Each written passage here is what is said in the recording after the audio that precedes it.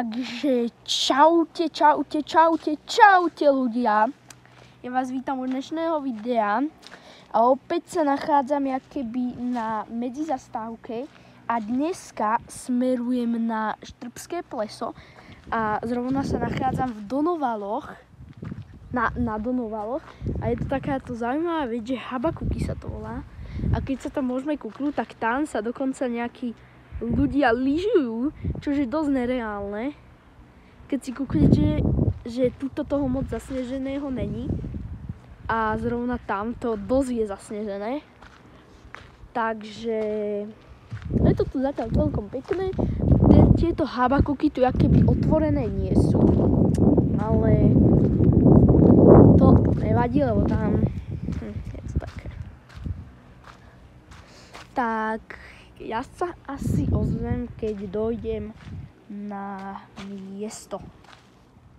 Takže, ako môžete vidieť v pozadí, už vidíme dajaké tatranské štíty a nachádzam sa tu vlastne pri diaľnici a veľmi ma zaujala tam ten jakýby podchod, čo je tam vzadu a ideme to tam zrovna teraz preskúmať, lebo snáď ma je dobre počuť, ale mal by to byť podchod pod diaľnicu a snáď to bude dobré a snáď to bude kvalita. Na tomto podchode som ešte nikdy nebol, alebo na tomto odpočívadle jakoby. A určite to tu musíme ísť preskúmať. Tam vzadu vlastne, ako som na začiatku ukazoval, je tam už trošku vidieť štíty, takže za chvíľku sa dostaneme do Tatier a ideme to tu preskúmať. Vyzerá to tu záhadne. Ideme na podchod Olha. To tam vyzerá celkom zaujímavé teda. To teda jo.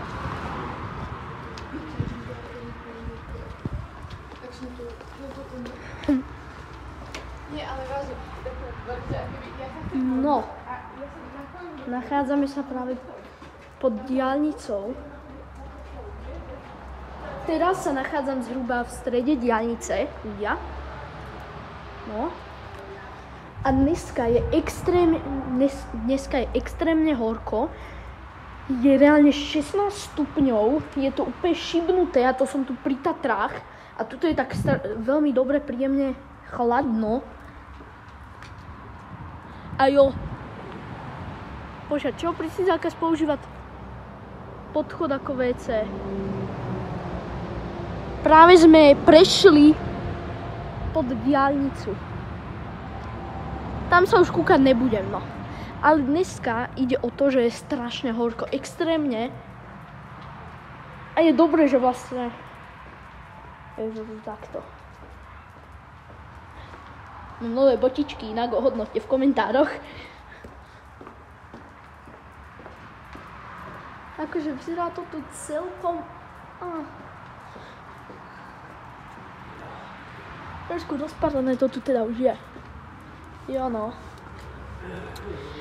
Takže ja sa asi pravdepodobne ozvem, keď prídem, alebo keď sa dostanem na Štrbské pleso. Ako vidíte, ja som už dorazil na Štrbské pleso, dokonca som tu aj na zastávke, teda ja som išiel autom, ale je tu dokonca aj trochu snehu, napríklad takáto úplne masívna kopa snehu. A tu je taká stratená rukavica. A ako ste si mohli všimnúť, tak už nejaká tá chvíľka od môjho posledného natáčania uplynula. A no, budem úprimný, bolo to nejaké 4-5 hodiniek. A tuto práve nám odchádza vlak. Pekne nafilmujeme. A ako vidíte, tie vlaky majú vlastné mená podľa vlastne tatranských štítov. To bude z dneskajšieho dňa všetko a ak som to ešte doteraz nespomenul, čo verím, že nie, tak nie som tu len na jednodňovom výlete. A budem to akože trošku dlhšie. A teda asi sa uvidíme zajtra a dneskajší deň môžeme zakončiť pekným pohľadom na tento neznámy kopec, ktorý neviem, jak sa volá. Ja som už dorazil na Štrbské pleso A to by asi nikto nečakal, ale na Štrbskom plese sa tu nachádza pleso. Tak môžem povedať, to je opäť masívne, veď čo by nebolo masívne, všetko je predsa masívne. Napríklad aj tento kameň je veľmi masívny. Tu máme mapku Štrbského plesa, Vysoké Tatry. Keď tak si to môžete pauznúť a kúknuť. My sa zrovna nachádzame tuto, kde je tá červená šípka, jakoby. A idem to tu trošku preskúmať, jak to tu vypadá. Tá vyzerá, že je taký luxus hotel, ktorý je dosť luxus. A po celom jakoby areáli Štrbského plesa, vlastne po celom okruhu, sú tu takéto jakoby cvičebné pomôcky. A sú tu takéto pekné ihličnaty. A je tu aj celkom dosť snehu. To Štrbské pleso je jakoby dosť zamrznuté. A ja som tu reálne, že v rozopnutej bunde. A to tu je dokonca sneh. A tu toho moc snehu teda není.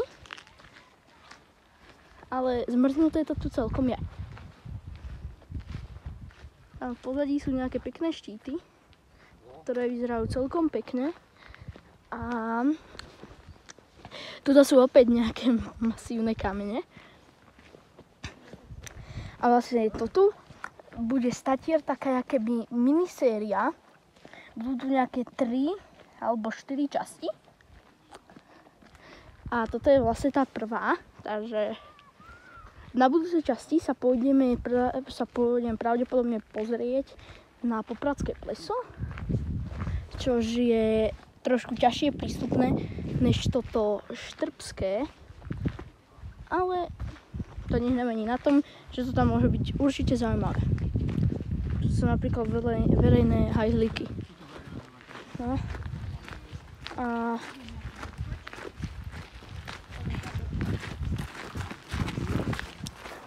dá sa tak teoreticky povedané, ale je tu akože dosť veľa ľudí. Celkom dosť.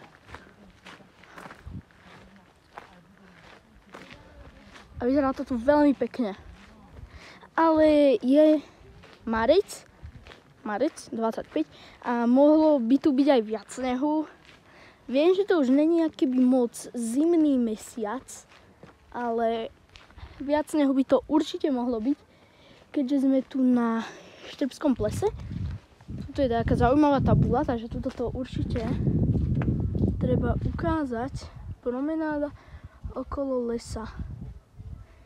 Neviem, či ste si ľudia všimli, ale presne tento hotel, dávajú úplne na všetky fotky, čo sú napríklad so Štrbským plesom alebo také dačo. A je to vlastne úplne všade, na všetkých fotkách, čo sú so Štrbským plesom, alebo jednoducho to je, myslím, ten hotel sa volá nejako Patria, alebo tak nejako, a tuto ho môžeme vidieť. Je to vlastne taký hotel, ja som v ňom nebol vôbec. Ale je to tu celkom pekné na plese.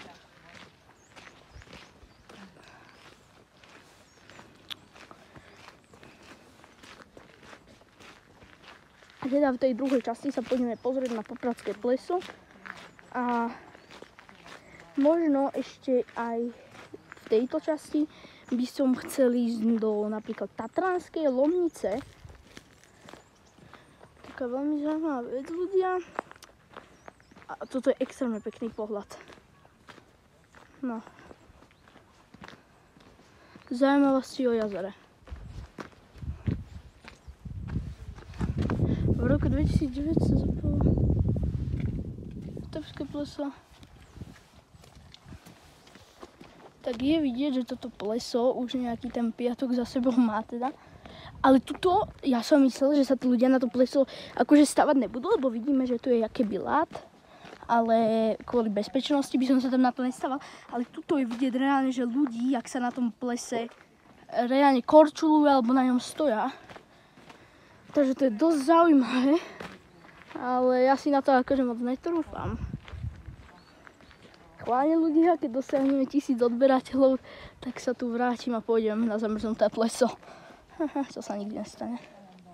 Ale Predsa, ako sa vraví, dúfať môžeme. Ale tieto panorámy tu stoja za to. No.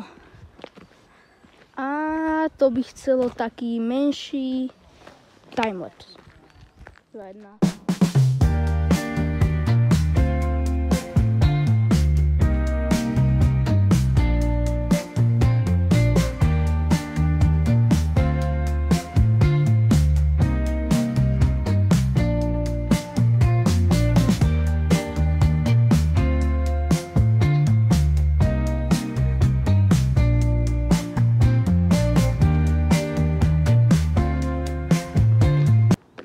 Tak, ako vidíte, došiel som práve k malému štrbskému plesu.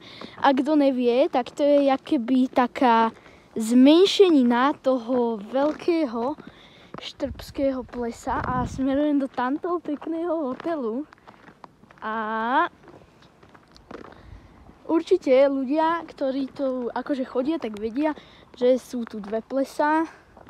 No a tam potom ďalej je ešte Popradskej a tam sa vydáme na budúcom dieli. Takže ľudia, dajte odber a like a vidíme sa u ďalšieho dielu. Čau!